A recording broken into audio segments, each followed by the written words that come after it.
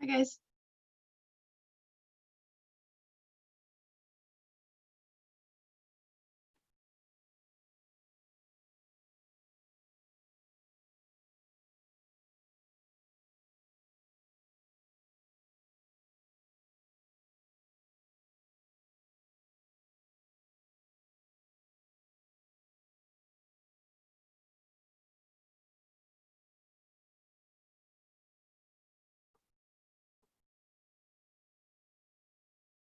How's everybody doing this morning?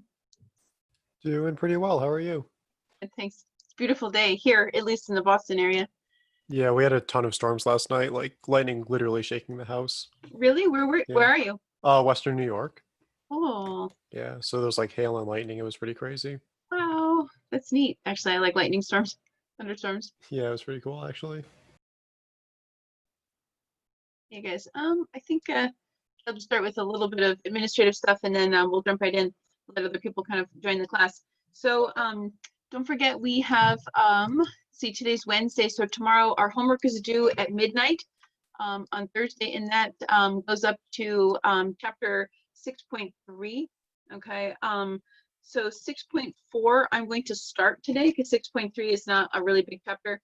I'm going to start 6.4. 6.4 has got a lot of details in it that I want to make sure we have plenty of time to cover. So we'll do 6.4 today and tomorrow, but that won't be due for the homework, and it won't be on the quiz tomorrow. Okay, remember our quiz is going to start tomorrow. It'll start at 4 o'clock and it'll go till Friday 4 o'clock, but it's still, you'll only have half the class period. What I'm doing now with the time frames on the quizzes and the tests and stuff is that we'll get either half class period for a quiz or full class period for a test. And then that's just the availability window. And then you get 15 minutes to upload stuff, take picture and upload. The 15 minutes comes from our department. My course coordinator suggested maybe 20 minutes, so I think maybe I'll open it up to 20 minutes. But I'm not including that in the time to take the test anymore. So because apparently we can check the time and date stamps on when the test was completed and when things were uploaded. So you guys will have like a 20-minute window within which you can, like, you finish your test or your quiz or whatever, you take a picture and then you upload it. As always, if you have problems uploading, or if you get errors, or if your internet dies, send me an email. Okay, and then let me know. Maybe you, when you send the email, you can also just send a copy of the PDF for your quiz or test or whatever it is that you're taking, and then you can upload it. I think that's about it. So don't forget, tomorrow the quiz will not include 6.4. The homework is not going to include 6.4, but we're going to probably start that today, and then we'll finish that tomorrow. Okay, there's a lot of details in 6.4 that we want to cover. Okay, so with that said, let's remember, so 6.2, we started talking about hypothesis testing, which is a really great topic. So we're starting to pull together all the stuff that we've been doing so far, which is we have a probability distribution, okay, which we're mostly looking at, for the most part, looking at normal distribution. So that means this is our probability density function, okay, that represents how our data looks, okay? And then based on our samples, we're trying to come up with what's the value of the true mean, what's the value of the mean that we have with some kind of statistical confidence, statistical significance level. Hypothesis testing, right? We have some kind of population statistic out there. We have a hypothesis that our sample is somehow related to our population, right? It's either greater than, it's less than, or it's just not equal, which means it could be greater than or less than, okay? And we want to be able to test that hypothesis, you know, our own little sample size against this population value. And so we did that yesterday with population values and with mu, using mu as a value. Today we're going to do the same thing, hypothesis testing, but taking a look at binomial data. So this is using proportion values, okay? So let's go ahead and get started. So this is chapter 6.3. Let's turn this here. So chapter 6.3 says we're going to test binomial data. And this is hypothesis testing, but with binomial data, our Bernoulli trials in the background. Okay, so what this means is our null hypothesis says our proportion is equal to some proportion that we're testing. This is my neighbor is doing some work in their backyard. I hope it doesn't interfere. If you guys can't hear me, I have some of the windows open behind me. I can close them. Can you guys all hear me okay? I hear you fine. Okay, good. All right. So maybe I'm close enough to the microphone. Sorry about that. I can't do anything about what my neighbors do in their yard. Anyway, all right. So let's go on to talk about our proportions here. So this is going to be, we're using a z-test, right? So we're using our table A still, okay? Our table A set of probabilities, our z-test for proportion. Okay, so the proportion, remember, is the percent of a population, right? And it's basically like we've got, 5 out of 10, which gives us 50% of the population. Say, for example, we're going to be looking at. So this is, let's write down exactly what we're trying to do in terms of a definition, and then we'll start getting into the math of it all. So this is a hypothesis test with a population proportion. And this is our population proportion. So with a population, our proportion is a binomial experiment. Remember, a binomial experiment means that I have a set of yes/no questions, right? Does this drug, in a drug trial, does this drug work? Yes or no? Can you hear this signal? Yes or no? Those kinds of things. So it's a binomial. Remember, is a we assign 1 for success, which means yes, I did hear it, or yes, the drug did work. Okay, and a 0 for a failure. Failure just means that I didn't hear it or the drug didn't work. Okay, so what we do is we're going to sum up all of our successes and failures. The failures are 0, so they don't contribute to the sum. So when we sum up all of these values, we're basically getting a representation of all the successes over the total number of trials that we've done. That's our proportion. So that's what we mean by binomial experiment. So let's just write that down. We have 2 outcomes, right? So we have a success, which gets assigned number 1, and we have a failure, which gets assigned number 0. Okay, and the probability of success doesn't change from trial to trial. Trial to trial meaning like each individual person or test case that we're actually running, which means that all the trials are independent.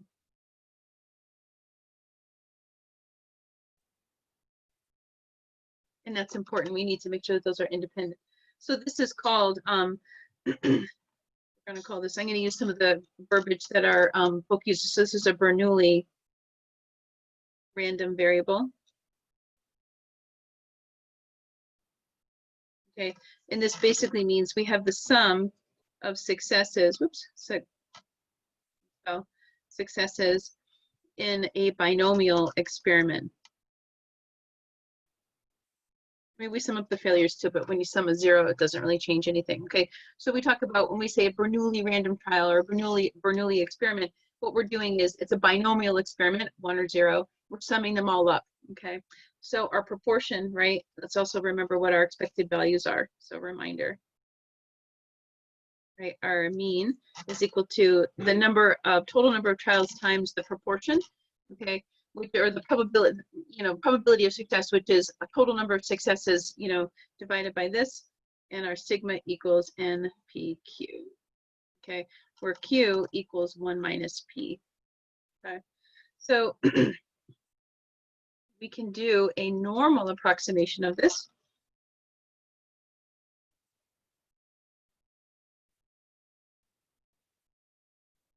Of a binomial experiment. Right? We can do this when our n times p is greater than or equal to 5, right? And our n times q is greater than or equal to 5. This is our central limit theorem.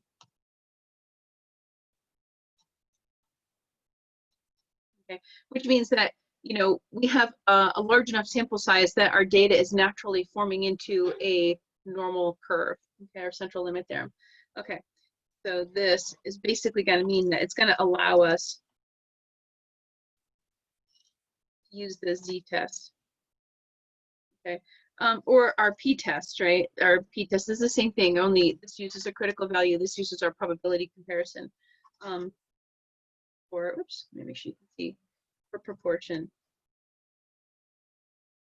in binomial trials.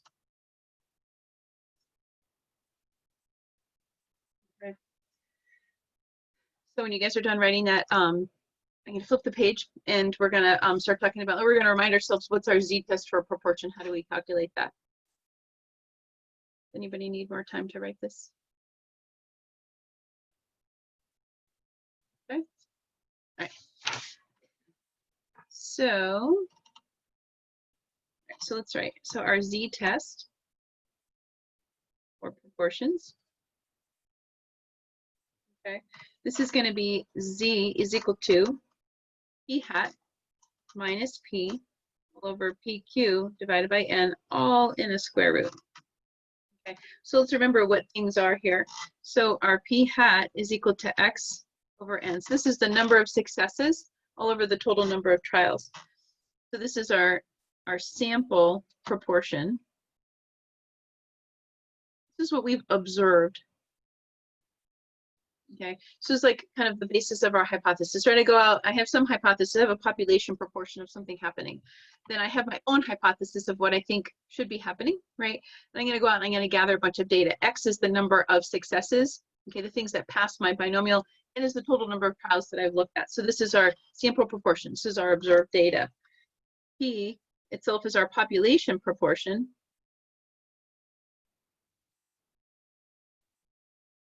Okay. This is our expected value. This is like what we expect, right? Based on data that's been previously gathered. You know, we've got some large population that's happening. This is like national average is this. Well, our local average is going to be that. Are these significantly different or not? So this is our population proportion, right? Our N is our sample size. Things that we're gathering. So basically what the Z takes a look at is we've got our observed value, observed value minus our expected value all over our standard error. Okay. This is a common thing in experimentations where we compare observed versus expected. And then we try to normalize it with the standard error. This gives us a way of saying, right, well, my sample size, right, how close or how far away is it, statistically speaking, from what we expect to be getting, right? We expect from our population proportion, this is what we're seeing from our sample. Okay. So I've got my lecture note examples, okay, for chapter 6.3. We're going to go ahead and take a look at example number 1. Okay, so I'm going to pull out my lecture note examples. So let's take a look here. So we've got a researcher claims based on data that 17% of people ages 2 through 19 years old are obese. To test this claim, the researcher randomly selects 200 people, and all these 200 people are within that age range, 2 to 19 years old. And they found that 42 of those 200 people they fit the category of being obese. At the alpha equals 0.05 level, okay, is there enough evidence here to reject the claim? Okay, so let's take a look. So what's being asked? Remember, we have to state our hypothesis, our critical value test statistic, and our decision. Okay, so our hypothesis, we have to ask, is it right-tailed, left-tailed, or two-tailed? Okay, so when I read this in here, there's nothing in here that says the researcher thinks that the data that they're getting is greater than the national average, or that the data that they're getting is less than the national average. We're just told, is there enough to reject it? Okay, which is another way of saying, are these values different? Okay, so because I don't have any clue about being greater than or less than, my hypothesis is going to be two-tailed. So one, I'm going to write down my hypothesis. My hypothesis, my null hypothesis, is that the proportion is equal to 0.17. That comes from my 17%. Okay. So this is our claim here, versus our our alternative hypothesis that our P is not equal to 0.17. Okay. Remember, if it's two-tailed, it's just not equal to, which means it could be greater than or less than. Okay, so that's what we have to figure out. So now we have to calculate our critical value. Okay, our critical value. So this test is two-tailed. The two-tailed part is going to be important because that's going to mean I need to change my alpha somehow. Remember what we do with our alpha. we were given the alpha equals 0.05. That was given to us at the beginning, okay? So that means because it's two-tailed, I'm just gonna draw a quick picture here. If it's two-tailed, I've got two different versions. So this is my alpha over 2 region. This is my alpha over 2. So I have to split my alpha in half, right? Because it's a two-tailed test, so my alpha is whatever is not included in my non-critical region, right? And the areas under the curve that are important get split in half from my alpha. So my alpha over 2 is 0.025. Okay, so from my z table, right, remember this 0.025 is a probability. So I'm looking at my z table for 0.025. 0.025, if you can see that 0.025, that corresponds to a z value of, this says minus 1.96. There's symmetry here, right? So this is from z table.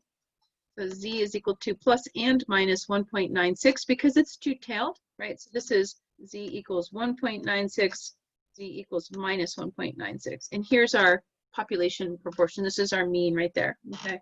So that's my critical value, okay? Base that comes from my alpha level, okay?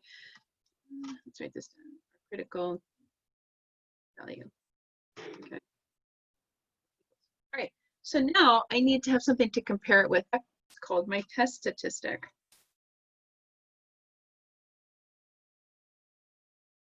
My test statistic comes from my data, right? So my test statistic, I have to look at p hat, which is x over n. So p hat says, okay, my x is, I've got 42 people who satisfied my claim that they satisfied the obese, their yes success, out of 200, okay? So when I multiply that out, I get 0.21. This is our sample data, okay? Now to calculate my P and my Q, right? So my P value comes from what I was given, right? This comes from, this is our observed, sorry, this is our expected, this is our population, right? Which means that my Q, I have to calculate my Q from the P value. So 1 minus P is 1 minus 0.17. Don't use this one here. This is our sample data. We have to look at our Q that comes from our population value. So 1 minus 0.17 is going to give us a Q value of 0.83. Okay, this is our population value. Okay, so I'm going to use all that to calculate my Z. So this is P hat minus P all over EQ all over N, and that's all square rooted. Okay, so let's plug in what we have. So P hat 0.21 minus 0.17 all over 0.17 times 0.83 all over 200. Okay. We add things, multiply, divide, figure out what our Z value is, 1.51. So this is our test statistic. You will be asked on like the quizzes on the exams, what's your hypothesis? What's your critical value? What's your test statistic? And then what's your decision? Okay, so get in the habit of delineating out 1, 2, 3, 4, you know, based on all these different things. It's going to help you keep track of what you need to do. Okay, so now I've got this. So here, so this is what I'm going to do. I'm going to go back to my two-tailed test. So my Z value is 1.96. That's my critical value. That's what I need to compare it with. My test statistic says 1.51. 1.51 is going to be like right about here. So 1.51. Can't really see that. 1.51 right there. Okay, that's my test statistic. My test statistic does not fall within my critical region. Right, let's write this down. This here is our non-critical region. And then I'm going to write it in red. This right here is one of our critical regions. And this is another one of our critical regions. Right? It's a critical region because it's defined by our critical value, right? This is where things are statistically significantly different, okay? But right here, look, our 1.51 doesn't fall within our critical region. So let's make our decision then. Okay, my decision. My test statistic, I need to write this out. My test statistic. Okay, so what I'm going to say is my test statistic which is 1.51, is less than my critical value. This is my positive critical value, which is, what we say was 1.96. And it's also 1.51 is greater than my negative critical value, right? So remember, I have two critical values, minus 1.96 and positive 1.96. So my 1.51 falls within this non-critical region, which means that it's greater than my negative, but it's less than my positive critical value, right? This is just what I've said here, okay? So because of that, oops, sorry, trying to do this so you can see it. Because of that, therefore, I'll say it's not in the critical region. So what am I going to do with my null hypothesis, right? I'm going to say, therefore, I fail to reject our null hypothesis. You have to have your decision on there. The pieces that you need to have in order to take that full credit on a quiz or a test or whatever are this. You need to state your hypothesis. You don't even have to write hypothesis critical value test. You don't have to write out all these different labels. That's so you can keep track of what we're actually doing. You have to state out your hypothesis. You have to state out the critical value. You have to show me how you're calculating it. Critical value equals this. Test statistic equals this. A decision, or you don't even have to say decision, you have to say based on, therefore, fail to reject, right? Because we have to write this. Test statistic is less than the positive critical value and greater than the negative critical value, okay? Therefore, fail to reject our null hypothesis. You have to write out all these 4 different pieces of information: hypothesis, critical value, test statistic, and your decision, okay? If you don't have all of these like bits and pieces, you're not going to get full credit, okay? Because all of these things are needed in order for us to make a decision, okay? So what this means is that we're going to fail to reject the claim that 17% of the people ages 2 through 19 are obese, based on the statistic that we're getting. Okay. All right, so that's example 1. Anybody need more time to write this? Because I'm going to move on to example 2. Everybody good? Everybody awake? Okay. Example 2. All right. The report states that 21%, sorry, you can't read that. The report states that 21% of babies are delivered by cesarean section, C-section. A researcher believes that the percentage is less than 21%. So let's read our problem, less than 21%. So that gives us a clue that it's going to be a left-tailed test in a large hospital in their town. The researcher randomly selected 50 newborn infants and found that 8 were born by C-section. So this is a proportion, right? 8 out of 50. At the alpha 0.01 level, is there enough evidence to support this claim? Okay, so let's go ahead and start writing down what we know and what we have. So our first bit, our hypothesis. My null hypothesis is that the proportion is equal to 0.21. That comes from my 21%. Versus our alternative hypothesis is that, I'll say P0, P0 is less than 0.21. This is our claim. Okay. Okay. So it's less than that. That's based on right here what it tells me. The problem has to tell me. If it doesn't say, is it greater than or is it less than, I'm going to assume it's two-tailed. It means it's not equal to. But in this case, they tell me exactly. All right. So now my critical value. To calculate my critical value. So my alpha is equal to 0.01 that was given to me. Okay, but because this is a left-tailed test, I'm going to draw it out here. Okay, so here's my left-tailed test. So here's my z value. This area right here, that area is equal to 0.01. The area under that curve is equal to 0.01. Okay. Okay, so I have to find the z value that's associated with that. So I go to my z table. And I look up 0.01, somewhere like around 0.0102, 0.0099. So I'm somewhere in between these two. So I'm going to go minus 2.3, maybe 3.5 or 3.3. It doesn't matter, you know, which you can make your decision if you wanted to use one of these two, or you can go 0.25 or 0.33. I think I did minus 2.33. So from our z table, right? and this is a left-tailed test. So we're looking up Z alpha equals minus 2.33 is what I chose. Okay, it's reasonable enough.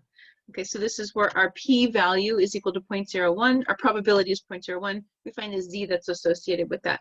So there is my critical value. So this is minus 2.33 right there. And it should be negative, right, because we're on the left end.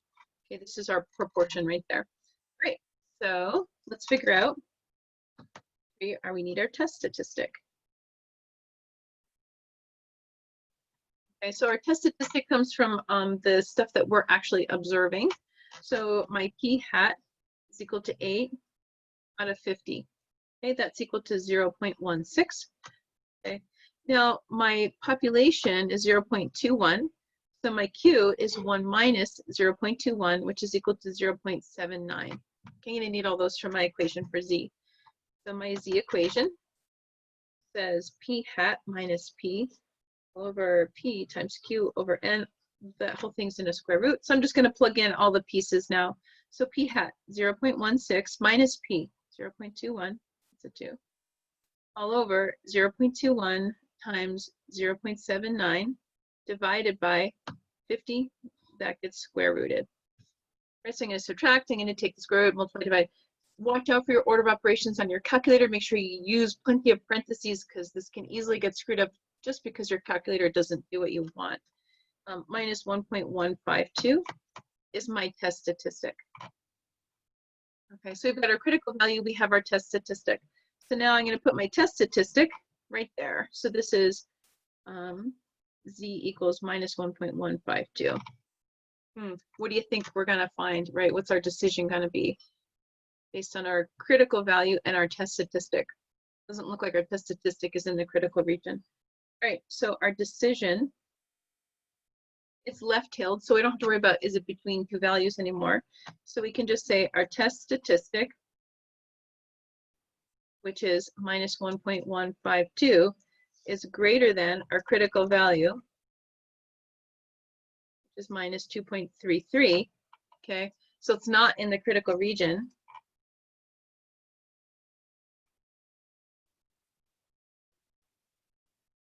So our decision, therefore, is we're going to fail to reject our null hypothesis. Okay, which means I'll write it in English what that means. So this is our decision. So I'm underlining the things that you absolutely need to have. Okay, I didn't underline the hypothesis, but you need that. So what that means in English is there's not enough evidence to support the claim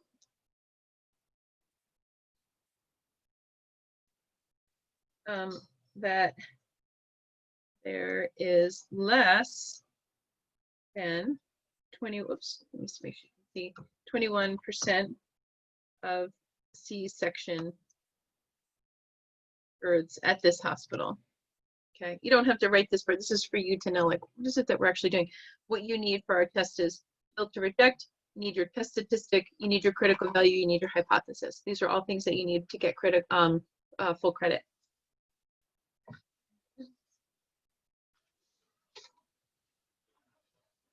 Okay, we'll do an example using the p-value method, just so you can see how the p-value method is going to work with proportions.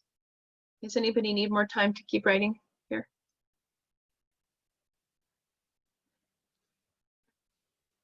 Right?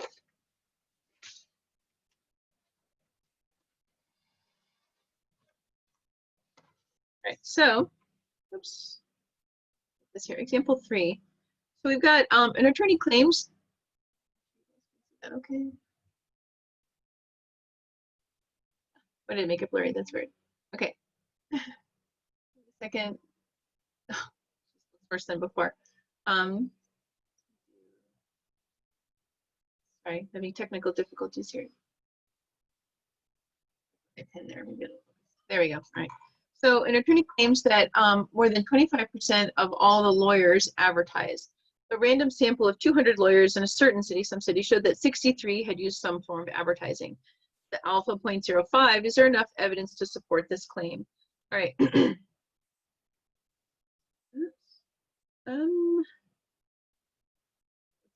Okay, so that more than, so more than is our clue, right? That tells us that we're going to do a right tail test, right? Because we're looking at more than as opposed to less than, as opposed to not equal. Okay, so more than words in here are going to tell us, kind of give us clues about like what kind of test we're going to use. So let's start out with our hypothesis. Okay, so the first part of our hypothesis, our null hypothesis, is that our proportion is equal to 0.25. That comes from here, the 25%. Versus our alternative hypothesis, p-value is greater than 0.25. I mean, our p-value, our proportion is greater than. This is our claim. You don't have to write claim or not, but I write it so that you know like what's happening, because that's our claim. All right, so our test statistic that we need to figure out. Okay, our test statistic says I've got p hat equals x over n. Remember, we're doing the p-value method, which is why I didn't check out a critical value. You can do a critical value if you feel more comfortable with that. You can also do a critical value and then make sure that your p-value method gives the same results as your critical value method. That's a good cross-check if you feel more comfortable. But we're going to do this all with the p-value.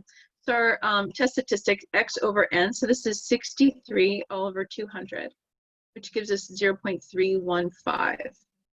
Okay, so that's our test statistic. Okay, so now if our p is equal to 0.25, our q is 1 minus p, which is 1 minus 0.25, which is equal to 0.75. Okay, so my z value, p hat minus p all over eq all over n, is going to equal to 0.315 minus 0.25 all over 0.25, 0.75 all over 200 square rooted.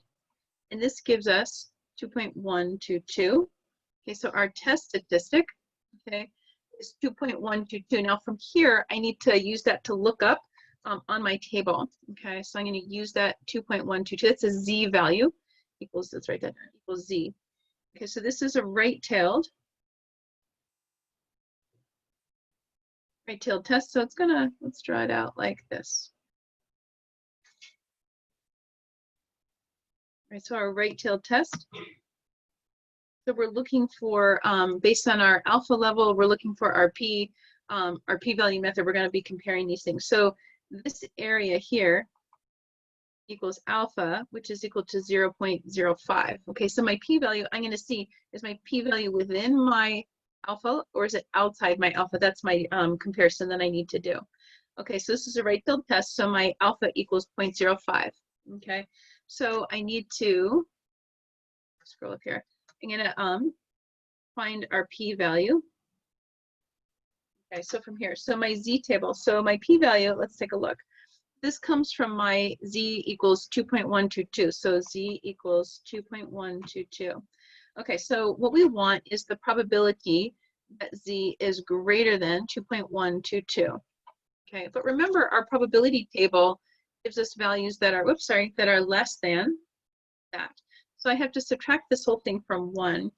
So this is going to be 1 minus the probability that z is less than 2.122.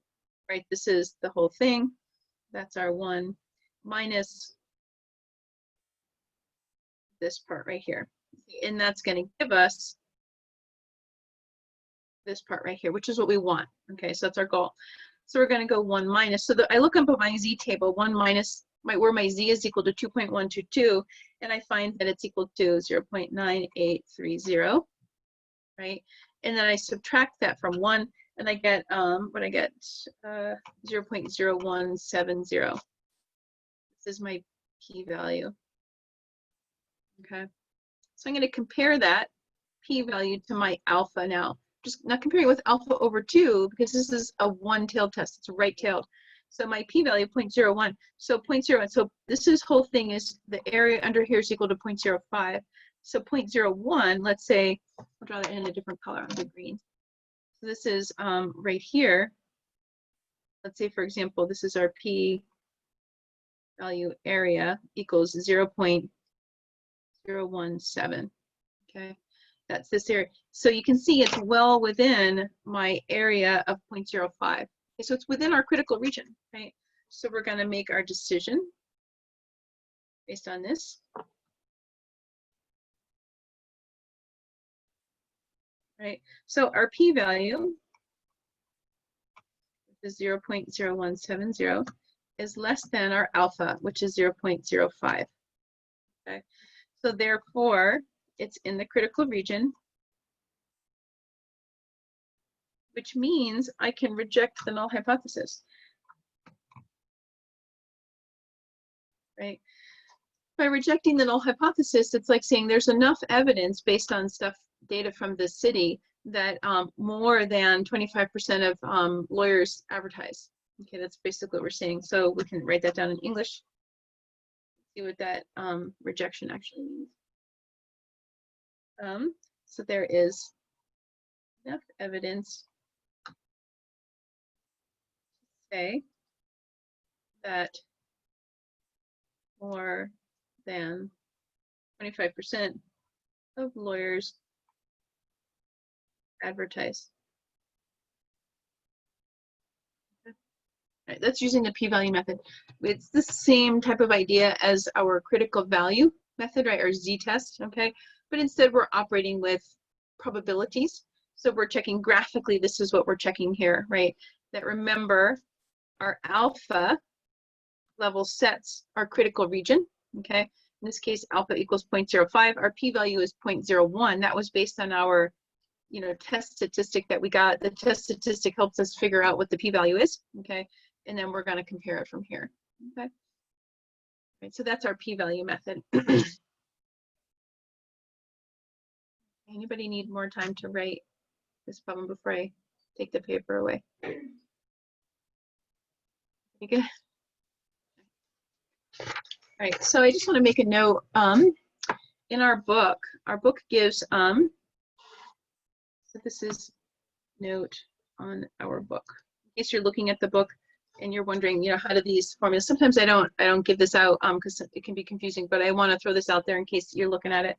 So we have a z value, which is k minus n p naught. I'll write down what these things are. N p naught 1 minus p naught, and that's in a square root. This is the same formula that we've been using for z with proportions, except it's written slightly differently. But let's write down what things are. K is the number of successes. N is the number of trials. Right, so we can see how we did p hat, which was k over n. Okay, so we're just kind of distributing things differently. So this is our expected proportion. Okay, so it's the same equation, but it's worded differently.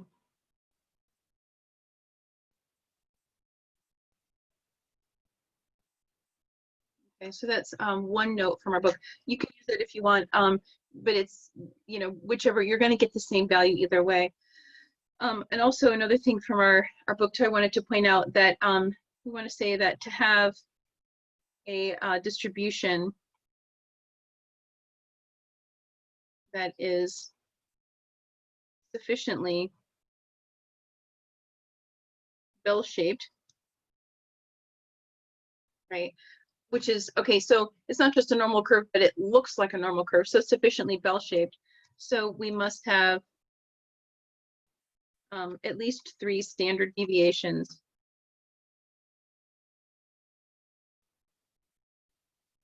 to the left and the right, of our expected value as possible values of x. Let's write that down in terms of an equation here. So that's going to be like 0 is less than n p naught minus 3. So instead of 1.96 as a z-value, remember that is roughly translated as 2 standard deviations. We're saying 3 is our coefficient. That's our 3 standard deviations. And p naught 1 minus p naught is less than n p naught, oops, sorry, plus 3 radical n p naught 1 minus p naught, which is less than n. Okay. So just kind of keep that in mind in terms of where things are. This is what your book is describing. I'm trying to get that out to you. So in case you're reading the book and you have this equation that you're looking at, you're wondering how is that similar or different than what we have. It's the same thing. It's just worded differently. It's distributing our n values, our n, that variable n, differently into the equation. You can use whichever one you want. Personally, I like this one here. It keeps kind of things, you know, more together, but you're welcome to use this one too. It's fine. You should get the same answer either way. Okay. So that's the end of chapter 6.3. Okay. So I will post these lecture note examples, okay, later today, so you guys can take a look for them as we go. Anybody need more time writing this before I move on to chapter 6.4? Pretty good? I can't see anybody if anybody's writing. All right. Okay, so chapter 6.4, very exciting stuff.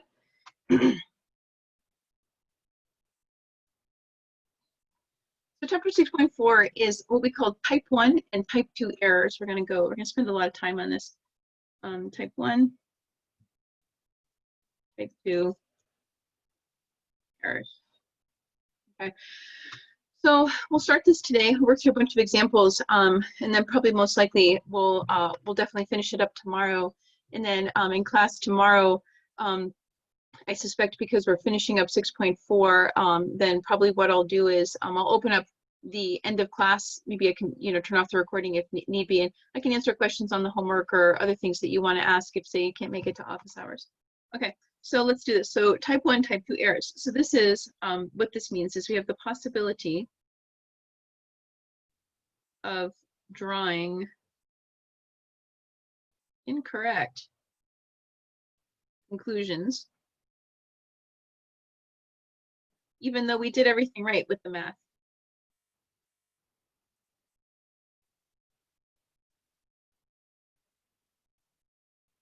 Right, we calculated out our p-value, our test statistic. We failed to reject the null hypothesis, or we rejected the null hypothesis, but maybe we shouldn't have failed to reject it. Maybe we should have actually rejected it, or maybe we should have rejected it and we didn't, things like that. So let's think about what those things are. So this is where our type 1 and type 2 errors come into play.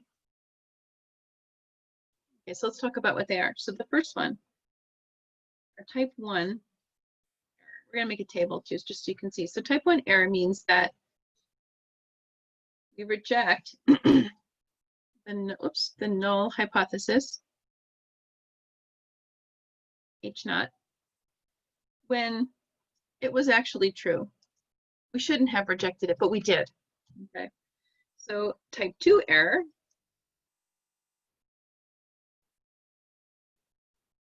means that we did not reject our null hypothesis when it is false. We should have rejected it, but we didn't. Okay. So we reject the null hypothesis when it was actually true. We don't reject the null hypothesis when it's actually false. Okay, so let's make a little table so we can see, we can kind of summarize this stuff nicely. So let's do this. H0, our null hypothesis is true. Our alternative hypothesis is true. We failed to reject our null hypothesis, and we actually reject our null hypothesis. To make a table.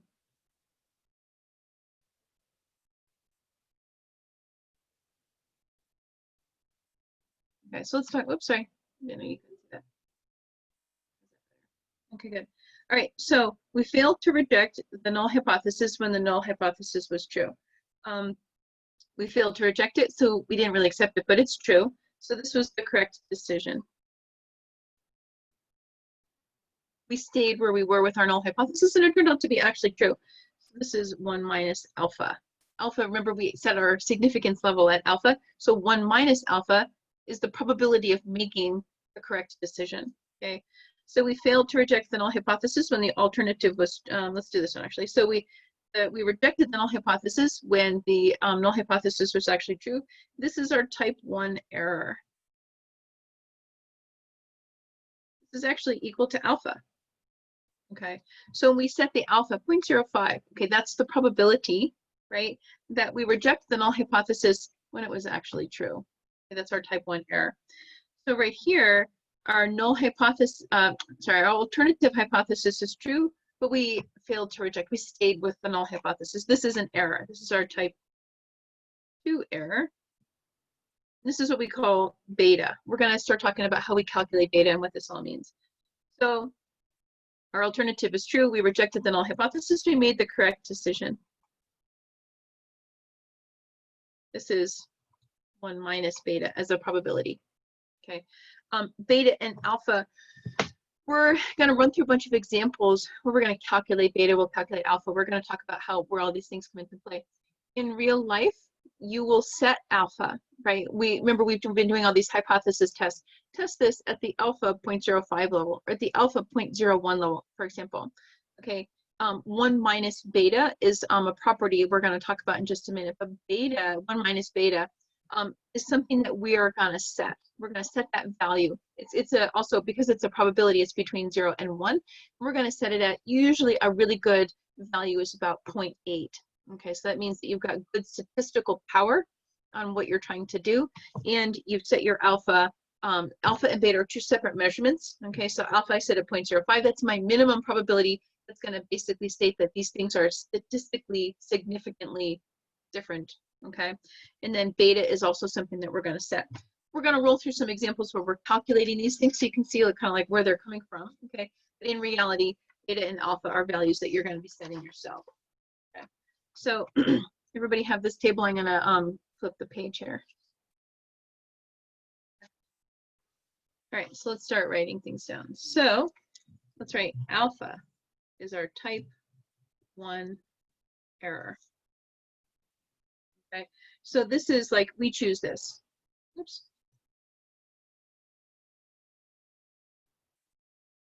Value in our experiments.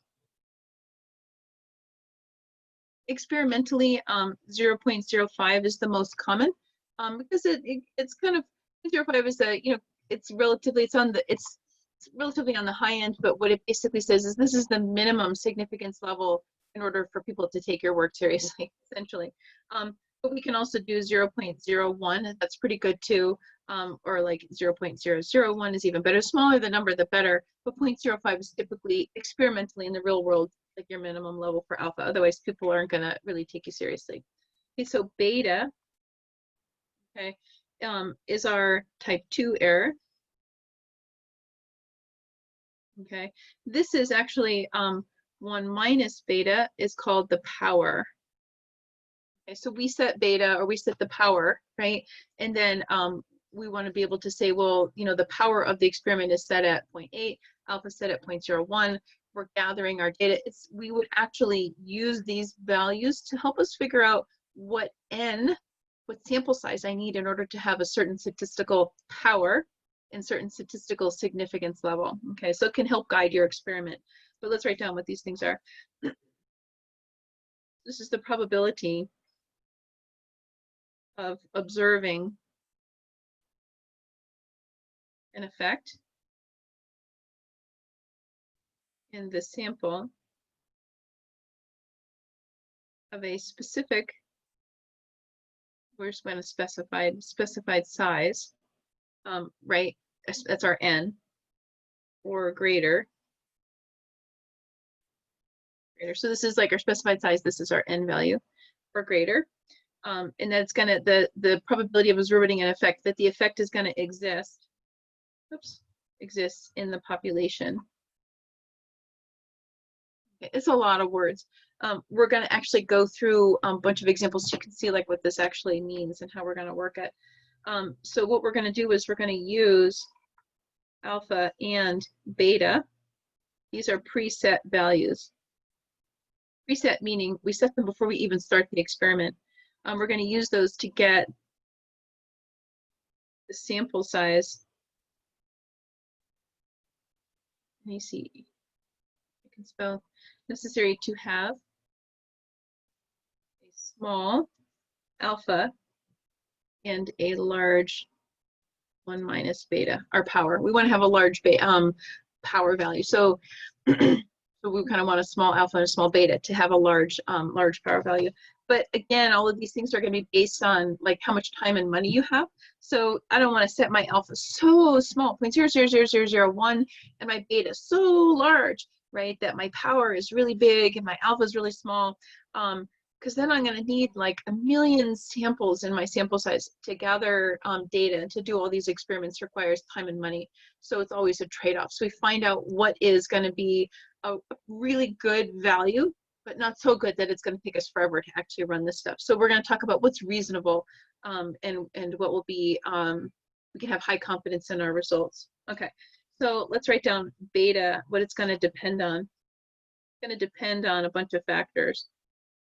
Okay, so it's going to depend on our value of alpha, okay, which we can set. It's going to depend on the size of our sample, which we can set. It's going to depend on the population standard deviation. To some degree, we know that. To some degree, we're kind of, if we're trying to figure out, it's going to depend on the actual difference. This is our key difference between our hypothesized value of our parameter. So our mean, say for example, value of the parameter, our mean, that's being tested, and the actual value. The actual value of the mean, the true mean. So I think my hypothesis says the mean is at 5, and in reality, the mean is at 10. All right, so you can see what the problem is, right? That this actual distance, right, because my actual value, this whole thing, I'm going to write it in red so that you know this is important. This is very hard to know. Okay, so don't kill yourself if you don't know what the true mean is. If you know what the true mean is, I wouldn't need to do statistics. So what happens is we're going to be making assumptions about where we think the true mean is actually, right? We're going to be calculating our beta, and when we hit a beta value that looks reasonable, a good beta value is 0.8, okay? Or I'm sorry, our power is 0.8. That means that when I hit that value, okay, then I know I'm probably, you know, within a good range of my true mean value. Okay? I can have statistical significance of things. So 4, right, is a really hard parameter to know. Even like I would say that the population standard deviation is also hard to know. All right, so our whole goal with statistics is all about gathering samples and making inferences about the population with the and doing the best that we can, basing it on power, basing it on alpha, all these kinds of things. All right, so our whole goal, we want to maximize our power, right? Which is 1 minus beta.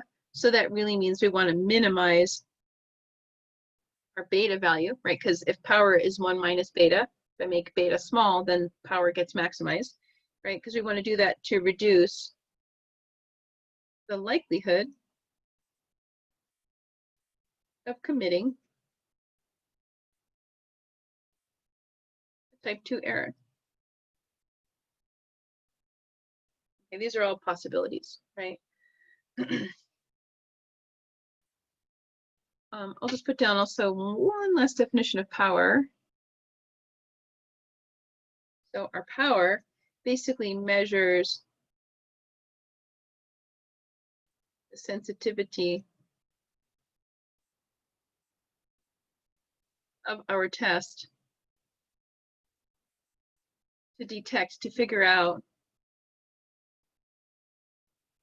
a real difference in our parameters. If one actually exists, if a difference.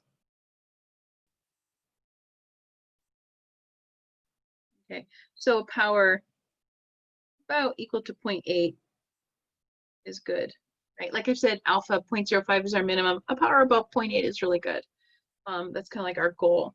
All right, so there's a lot of words, right? We're going to work through a lot of different examples so that you can see like how all this stuff actually works and what we're trying to do. Before I jump into the example, I want to draw a picture so that you can see what I'm talking about, right? When I say I'm going to compare these means, this is alpha, this is beta, where are things, okay? Does anybody need more time writing this down before I flip the page? Yeah, I do. Let me know when you're ready.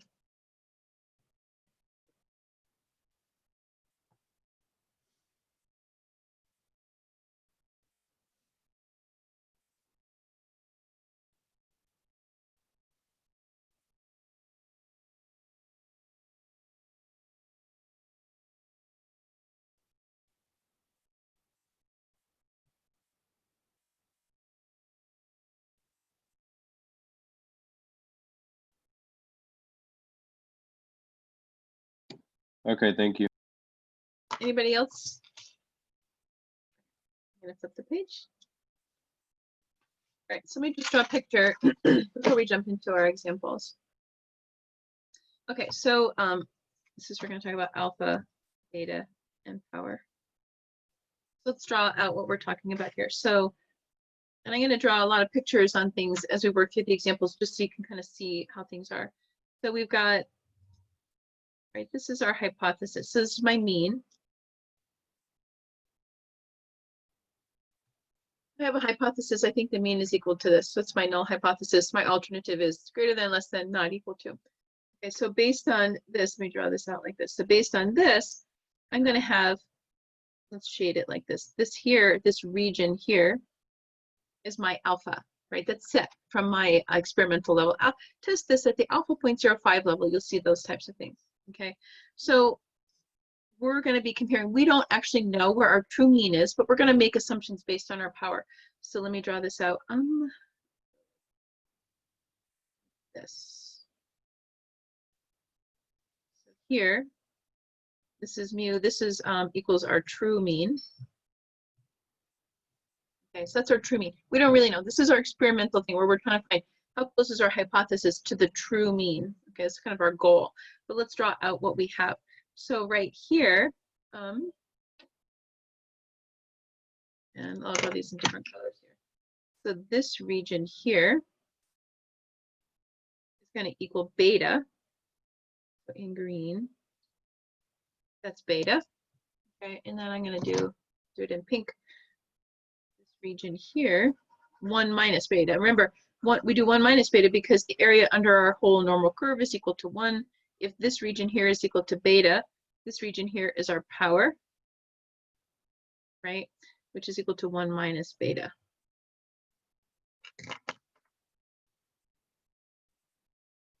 Okay, so it's all these values are going to range between 0 and 1, remember, okay? Except for the means, of course. But our beta, our alpha, 1 minus beta, all these things range between 0 and 1. So what we're trying to do is we have some hypothesis, right? And this is just for a right-tailed test.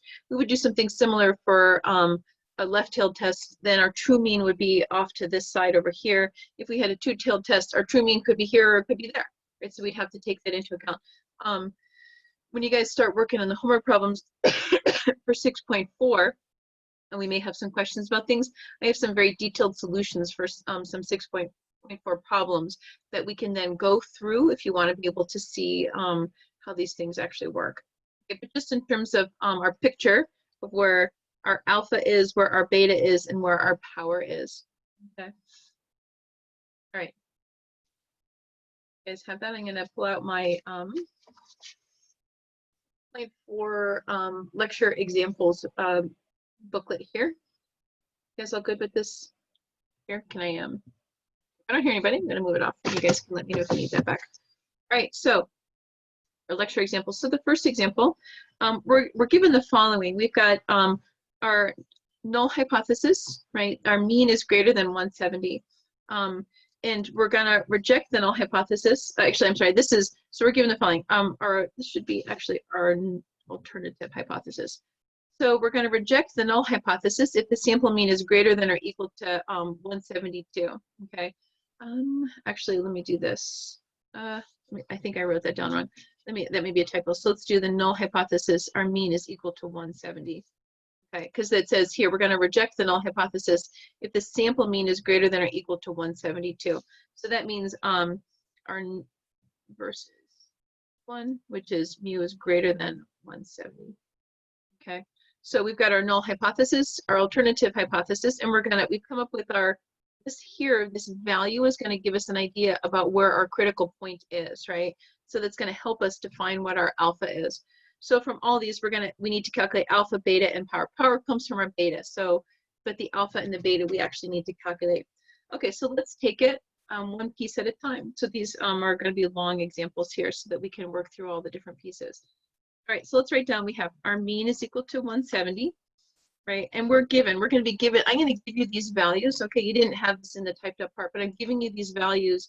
You need stuff like this standard deviation and stuff. And our standard deviation is 10 and our n is equal to 25. You can't tell what those are without more information. So I'm going to give you our n and I'm going to give you our sigma. Okay, and that's what we need to calculate the rest of it. Okay, so now, right, we're dealing with, whoops, sorry, there, it's going to be greater than, so we're talking about a right-tailed test. So I'm just going to quick draw out a picture like this. So my mean, right, I think is at 170, and then my x bar, my critical, the point at which I'm going to start rejecting things is where x bar equals 172. So I'm going to do this. I'm going to do that. So I need to figure out what's that alpha value that would give me an x bar equal to 172. Okay, so let's remember my z is x bar minus mean all over sigma over radical n. Okay, we're not dealing with proportions. We've got our normal distribution curves. So now you can see what's going on, right? I figured out my x bar. I've got my mean. I've got all these values. I have to find out what z is. What's that z value? From the z value, I can look at my z table, tell me what my alpha is going to be. So let's plug all these things in. So my x bar, 172, minus my mean, 170, right? Sigma, 10 over radical 25. Okay.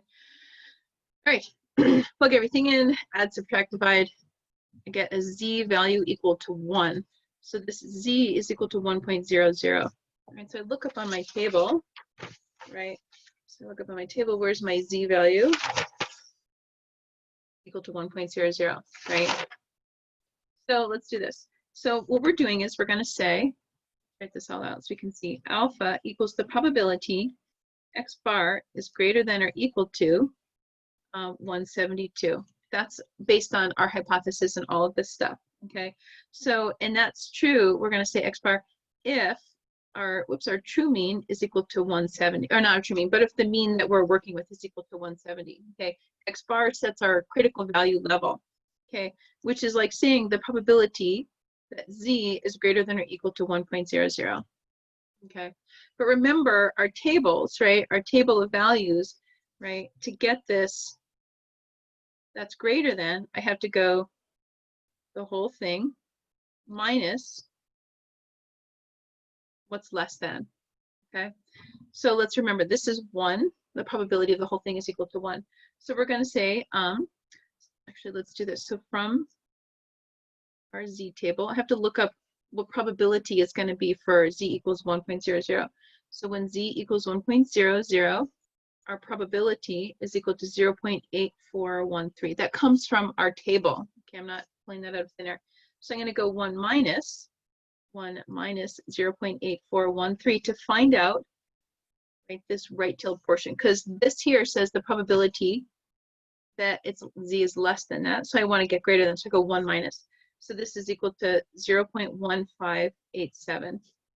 Okay, that's this whole thing. Alpha is the probability that x bar is greater than 1.72 if our mean is at 170, which is like saying the probability that z is greater than 1. Okay, so from our z table, we find that's equal to 1.587. That's our alpha. It's actually a pretty high alpha. Remember how we said our alpha should be 0.05 or lower? So it's a pretty high alpha. So I'm just going to write kind of high.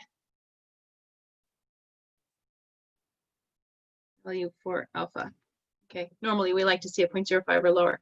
Okay, so we had to be given stuff, right, in order to work with this. But we were told from the beginning, right, this x bar is going to set our critical value. Okay, so I had to work my way backwards, finding my z. Remember, if it's right-tailed, I have to do 1 minus in order to calculate out my probabilities. This is alpha. Okay, area under this curve is alpha, okay, which is equal to 0.1587. All right, I'm going to scroll up. So now I'm going to give you some information. So if the true population mean is equal to 173. Now you don't know this, but I'm giving this to you because we're going to use it to calculate beta. Okay, normally we would set beta, right? Because we don't know what the true population mean is. This is kind of an academic problem. What is beta? Okay, so I'm giving you that the true population mean is 173. So let's draw out, like, what does that mean graphically? All right, so I've got my graph here. So here's where we think we are. So here's our mean equals 170. That's our hypothesis, right? And we set 172 as our critical value level, okay? But our true mean, let's see if I can draw these out well. True mean is here at 173. I'm really exaggerating these numbers so that we can see, right? I mean, 173 should be over here, but then it'd be hard to imagine. Okay, so this is our true mean. Okay, I'm exaggerating. Just, let me just write not drawn to scale.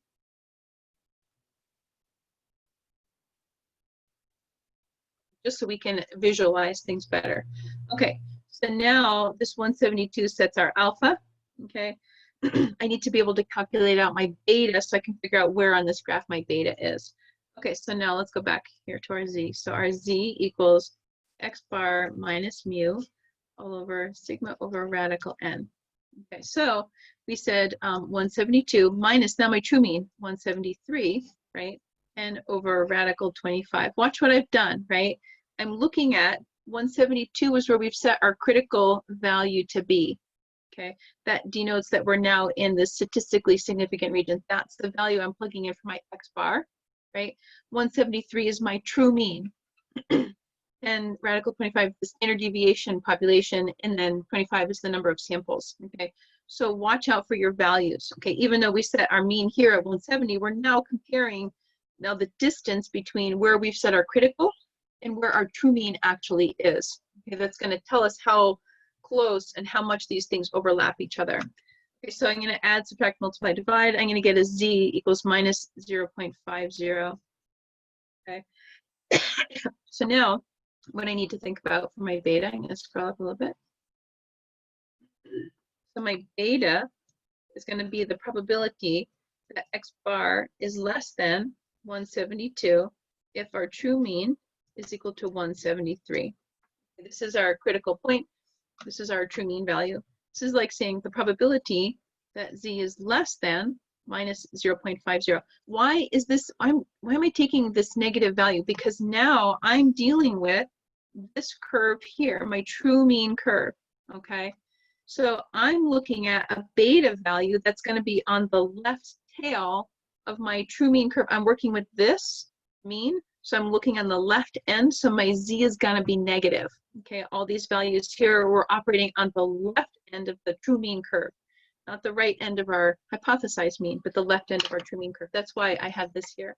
All right, so that means my beta equals, right, I looked this up from the table, our z table. So my beta is going to be equal to 0.3085. Kind of a sort of semi-high beta, not so bad. Okay, and then part C says, what is the power? That's a simple calculation because it's just 1 minus beta. If our true mean is equal to 173. So that means I'm going to use all of the calculations I've just come up with to calculate the power. Okay, so the power, let's write it in terms of probabilities and then we'll actually do the math. So the power is the probability that x bar is greater than or equal to 172 if our true mean is at 173, okay? Which is the probability that z is greater than or equal to minus 0.5, okay? Which is equal to 1 minus beta, which is 1 minus 0.3085. So our power is equal to 0.6915. It's not bad. We usually like to have a power around 0.8. So, you know, we're close. I mean, our alpha was really high, okay, but the power is, we're getting close to where we want it to be. Okay. Okay. Power is a hard concept to come into terms with because we're comparing our hypothesis, our critical value of the hypothesis, with where we think our true mean is going to be. We're going to roll through some examples in 6.4, probably most likely tomorrow, where we try out all these different parameters. I change the true mean, I change my n values, I change my, my mean values, I change my critical values. And we're going to see how all of these affect the calculation of the power and how we can actually come up with a power curve, okay, to be able to tell like what's a good value. But for now, we're just kind of trying these examples here so that we can conceptualize what it is that we're doing. All right, does everybody have this example? Are you done writing so I can flip the page? I'm still writing, 1 second. Okay, let me know when you're ready.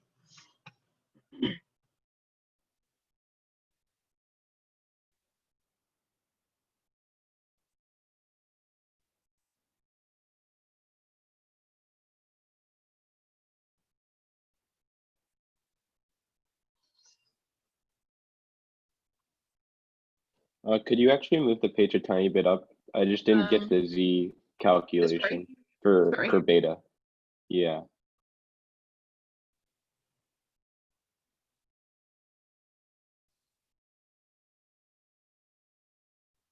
Okay, thank you. Sure. Anybody else need more time to write? I will publish these later. Okay. So example 2. The view. So example 2 says, so we're given a bunch of things. So we're going to be given alpha, power, true mean, and we want to be able to figure out how to find out what the sample size is. So let's just write down at the top. So we're going to be given alpha, the power, true mean, and we want to know how to find our sample size.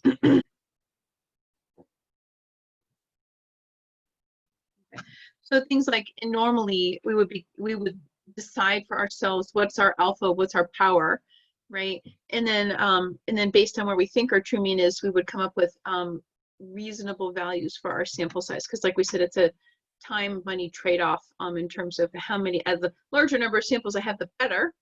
But I can't spend my whole life gathering data on this one particular problem. So I have to find out what's the sweet spot.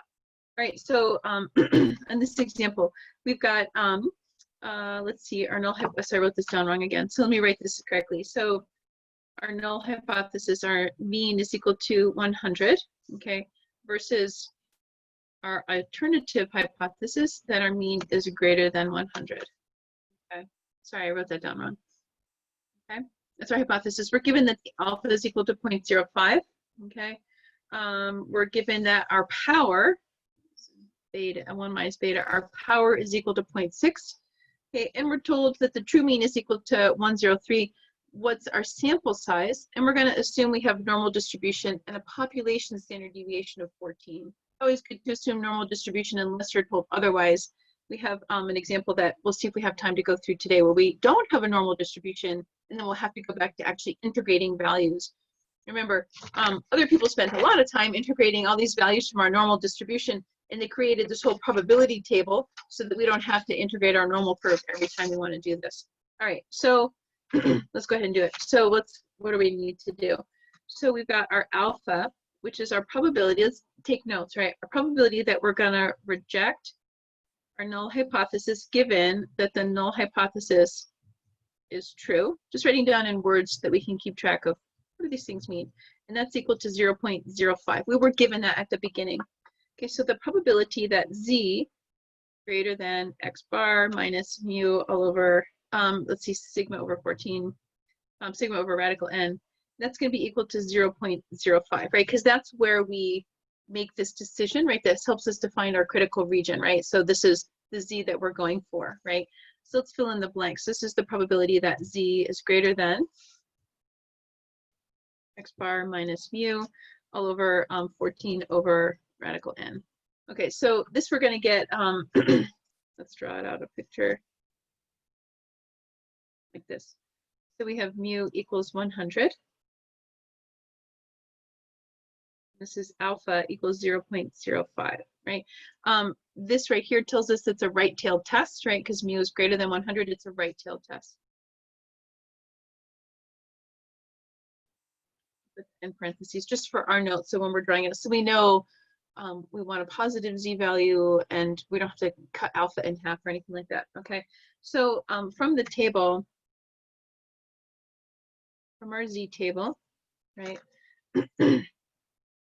when our probability is equal to 0.05, okay, I have to look up, I'm gonna look up on my z table, find 0.05 on here somewhere. I'm looking for, oops, roughly, you know, 0.05, you know, somewhere around here. It's going to give me my z value. So when the probability equals 0.05, my z equals, it says minus 1.65 on my table itself. But there's symmetry in our table. So, and it's a right-tailed test, but symmetry in a right-tailed test means I'm going to use a z equals positive 1.65. Okay, so that's how I'm getting positive 1.65, even though my table says negative, but because this is a symmetrical graph. Okay, so this, keep that in mind. Okay, so now start putting things together. So x bar minus mu all over sigma over radical n is going to equal 1.65. Okay, so in our mean, our mu is equal to 100. Right? And our x bar is unknown. But I have alpha and I have power. So I'm going to use two equations and I'm going to set them equal to each other. So I'm ultimately going to solve for my x bar. So I'm going to solve in terms of x bar. So I'm going to say x bar equals something. Okay. And the reason I do that is because I've got x bar equals using my alpha. I'm going to do x bar equals using my power, and I'm going to set those equal to each other, and I'm going to solve for the n value. Okay, so let's plug that all in. So I'm going to say x bar minus 100 all over my sigma is 14 all over radical n. We don't know what n is, so don't worry about plugging that in on 1.65. So when I solve for x bar, I'm going to get x bar equals 1.65 times 14 over radical n. Oops, right, and then plus 100. That's using our alpha. Okay. Okay, it's good so far. I'm going to scroll up. Scroll up just a little bit so we can start writing. Now we're going to use our power. We were given that, so 1 minus beta as our power. So when this does the is true mean come into play? Yeah, we're gonna so we actually can start thinking about our true mean because we have the power. So we use the true mean to help us calculate the power, but if we're given the power, that's going to help us come up with a hypothesis of where our true mean is. So hold that thought, because right now we're solving for n, and then we're going to start thinking about if my power is this, then what's my true mean? So hold that thought, because we will be getting through examples on that. Okay. Yeah. Right. So Yeah. Okay. probability that we're going to reject our H naught when our alternative hypothesis is true. So power is a mark that you've done the right thing, right? So I'm rejecting the null hypothesis when I should be rejecting it, okay? So I need to find, right, my z according to the power, z for 1 minus beta. So this is going to be, they gave us the power as 0.6, right? So I look up, I use my z table and I say, where's the probability? Use my z table. And I'm going to find where is the probability equal to 0.6, right? Because power is a probability. And I find that happens when z is equal to 0.255. I'm looking on here. Let's see. So, okay, that doesn't go up to 0.6. So I'm going to look on here. So right around, you know, here, right around, somewhere around here. Okay, then I'm going to do that. So I can just say, you know, even just 0.25, it's fine. Okay, but now because we're dealing with the power, power is a left-tailed test, right? Because we're dealing with the true mean. This is mu is our true mean, right? So this right here is going to give us our beta, and this is our power. 1 minus beta. It's a left-tailed test because remember, this is my true mean. I'm going to sit this. I have another, normal distribution curve that corresponds to my hypothesis. So I would take this curve here and I'd put it right here to the right-hand side, to the left-hand side of my true mean graph. Okay. So power is a left-tailed test, right? So that means that I'm going to use a negative. So I'm going to go z equals negative 0.25. This is a lot of, I have to make a lot of decisions along the way. But because I'm dealing with power, this goes on the left-hand side. Think about it like this. Power is associated with your true mean. So z equals minus 0.25 on that left-tailed part.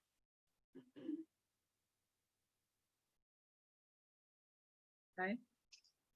Right, so now, you guys have this. I'm gonna flip the page to another. I'm gonna flip it so I have more room to work. Does everybody have this part? Okay. So now, let's write it down. So this means I've got the probability that z is greater than or equal to minus 0.25 equal to 0.6. This is our power, right? That's our power. That comes from right here, right? So the probability that z is greater than this value gives us our power. That's 0.6.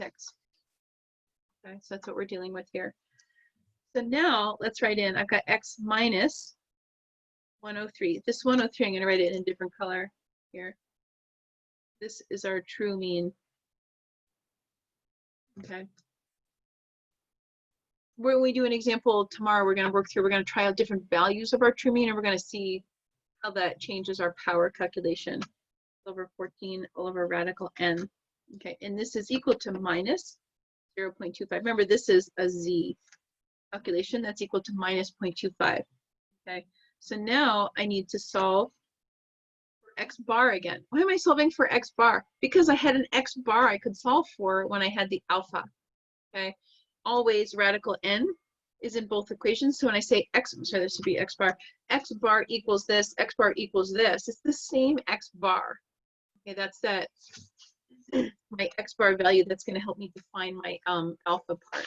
Okay, so now let's go ahead and we're going to solve it for x bar. So my x bar is equal to minus 0.25 times 14 over radical n plus 103.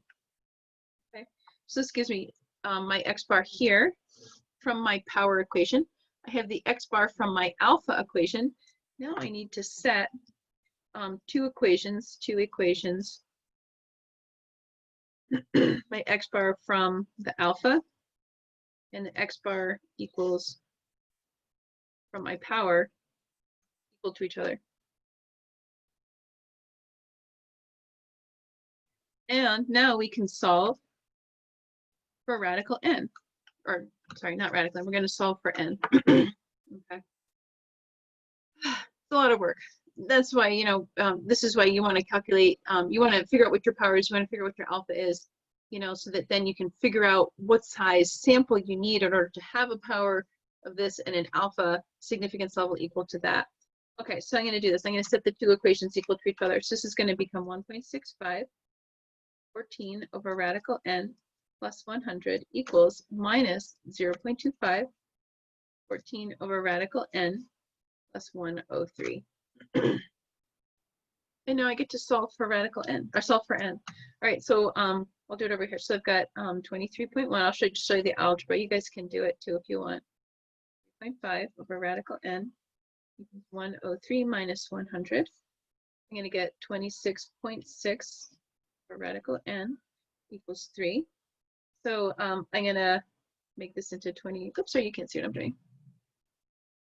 26.6 divided by 3 equals radical n. I have to square both sides, okay, to get n equals.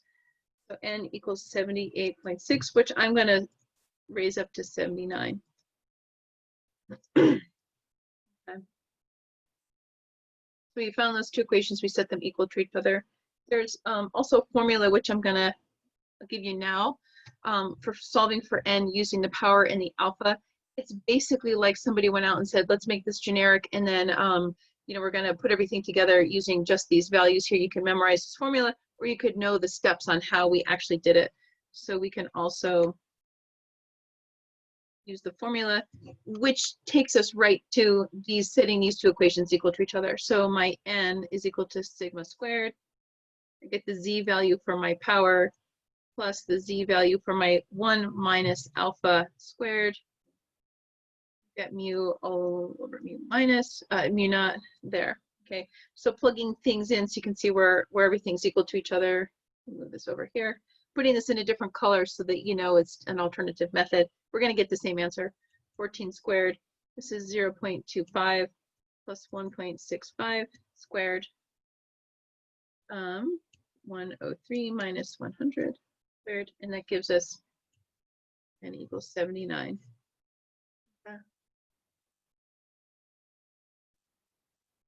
All right.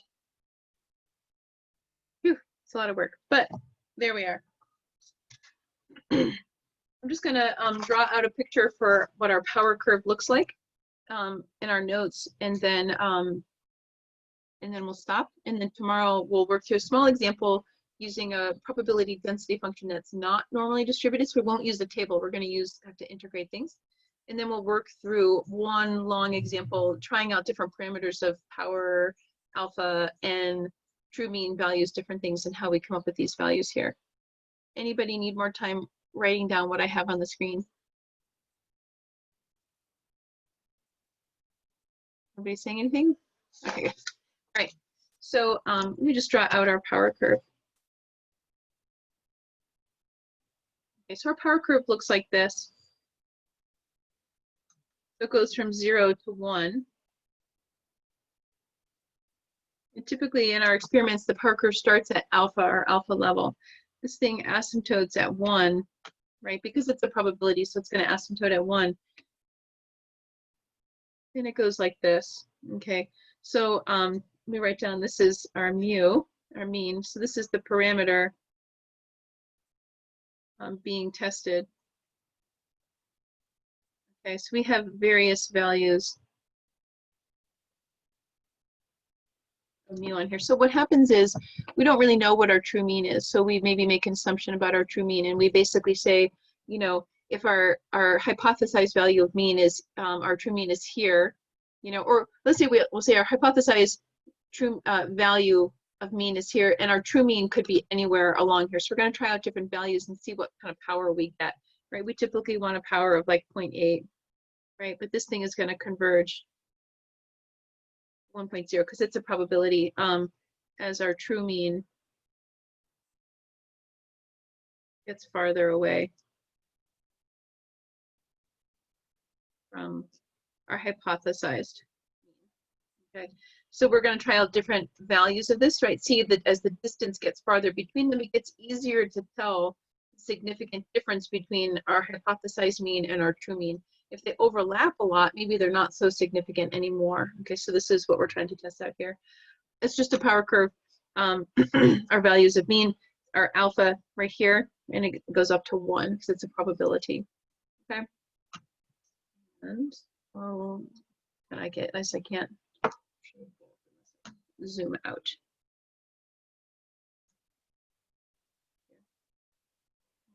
See how alpha, beta, and power come into play and what our power curve looks like. We're going to actually calculate out a power curve like this with various values of n and mean and alpha and stuff like that. We'll do that tomorrow so you can see how we can actually build up this power curve using different variables. But for now, I'll leave you with this, and then we'll come back tomorrow and finish up chapter 6.4, but it won't be on the quiz, and the homework for that won't be due until next week. Okay, guys? Thank Have you. a great day. You Take too. care.